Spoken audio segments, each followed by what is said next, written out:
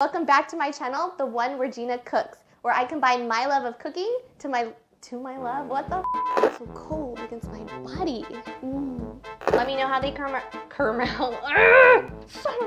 On today's menu, Nestle Tollhouse cookies.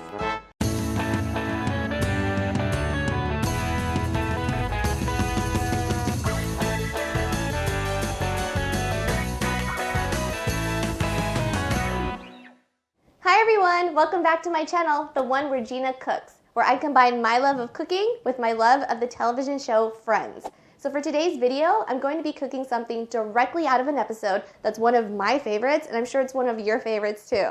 It's from season 7, episode 3, titled The One with Phoebe's Cookies. So in that episode, Monica decides that she wants to one day be the mother who makes the world's best chocolate chip cookies. So she asks Phoebe for her grandmother's chocolate chip cookie recipe because she made really good chocolate chip cookies. But there's two problems with that. One is that Phoebe no longer has the recipe. And two is that Phoebe's grandmother's dead. All Phoebe has left is one bag with a frozen cookie inside. So Monica decides to recreate it and try to see what ingredients are in it. After days and days of trying though, she's finally like, what about friends of your grandmother? Wouldn't they know the recipe? And then Phoebe's like, you know, I may have Cody, let me see what he's barking at.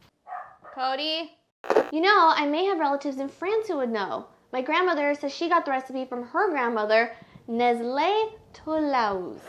Nestle Tollhouse? You Americans always butcher the French language. So today, we're gonna be making Nestle Tollhouse cookies. This recipe for Phoebe's grandma's cookies makes approximately 5 dozen.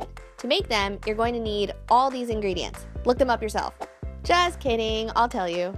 You're gonna need 2 1/4 cups of all-purpose flour, 1 teaspoon of baking soda, 1 teaspoon of salt, 2 sticks of softened butter, 3/4 cup of granulated sugar, 3/4 cup of brown sugar, 1 teaspoon of vanilla extract, 2 large eggs, 2 cups of Nestle Tollhouse semi-sweet chocolate morsels, and 1 cup of chopped nuts, which is optional. I didn't use any, but if you're feeling like a nut, by all means, go ahead. Today I'm not, so I'm going to substitute them with 1 tablespoon of flour like the recipe says. Before you get started, preheat your oven to 375 degrees. Then combine your flour, baking soda, and salt in a medium-sized bowl and set that aside for later.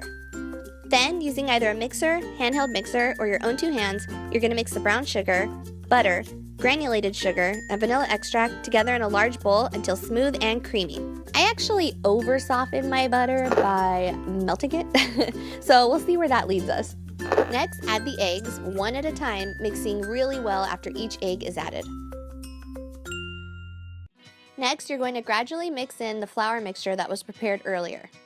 Once that's mixed in, this is where you're going to add in your chocolate chips and nuts. But I'm not using nuts, so I'm just going to add in that 1 tablespoon of flour. I'm just taking my spatula and kind of scraping the sides of the bowl to make sure all of the flour gets mixed in.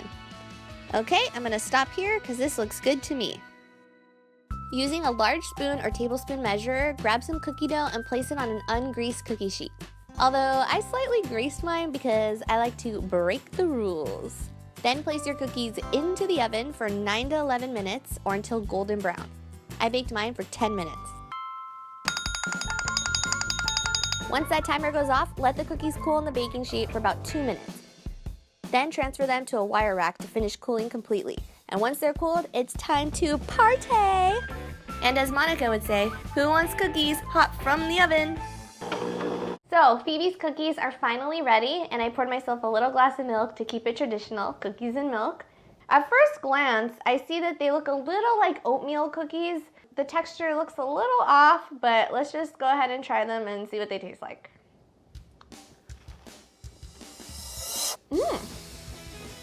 These are actually really tasty. They're soft and the flavor is really good. And if you're a dunker, you can go ahead and dunk that in, but my cookie doesn't really fit in there. I'm not much, oh, kind of does.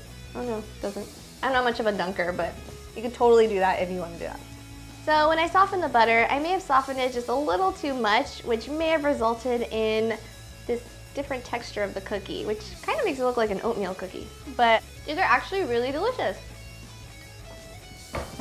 Hey, Phoebe's grandma, thank you. So if you want to try these cookies, let me know how they turn out, comment below, and don't forget to follow me on Instagram, Twitter, and Snapchat. And don't forget to subscribe. Cheers!